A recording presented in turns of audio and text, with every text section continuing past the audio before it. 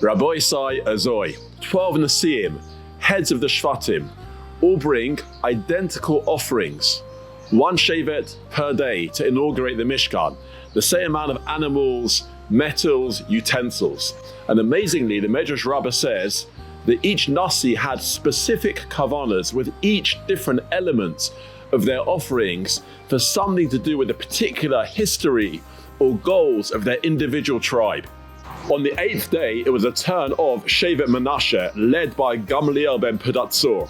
The Medrash relates that when he brought the shlaming offerings, he had in mind a specific kavana. Back in Sefer Bereshis, when it was time for Ephraim and Menashe to get a bracha from Yaakov Avinu, Yosef put Menashe, who was older, to the right of Yaakov. But Yaakov crossed over his hands, placing his right hand on the head of the younger brother Ephraim. And when Yosef tried to move Yaakov's hands back to the right position, with his right hand on Menashe's head, Yaakov resisted. This seems difficult to understand.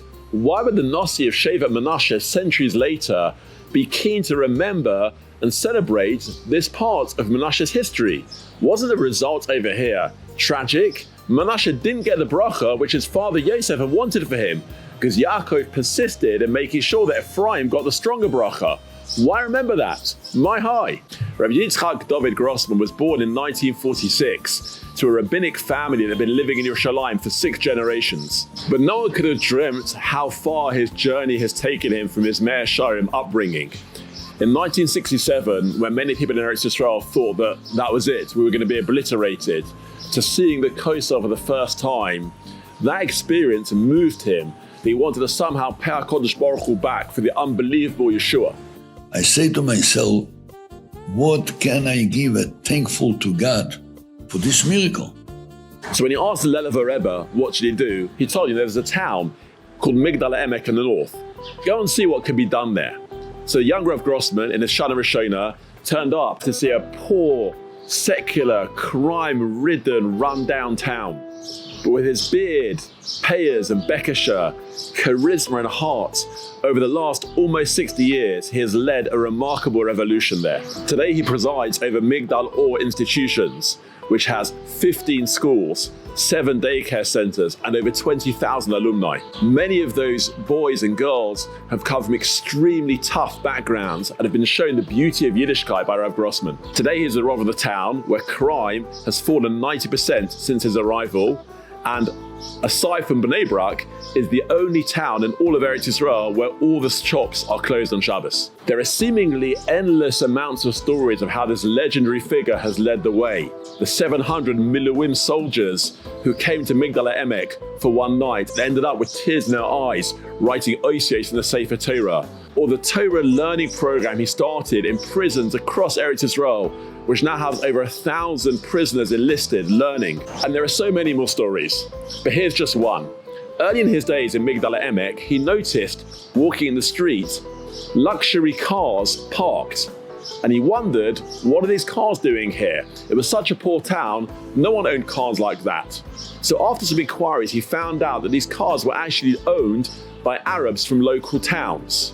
He found out that these Arabs were coming into Migdal Emek and trying to meet Jewish girls and eventually wanted to marry them. More than that, their right to entry was being orchestrated by a Jew who was taking money from them and giving them the rights to come in. Rav Grossman was told that the person who was taking the money from the Arabs was called Kobe, the toughest guy in town.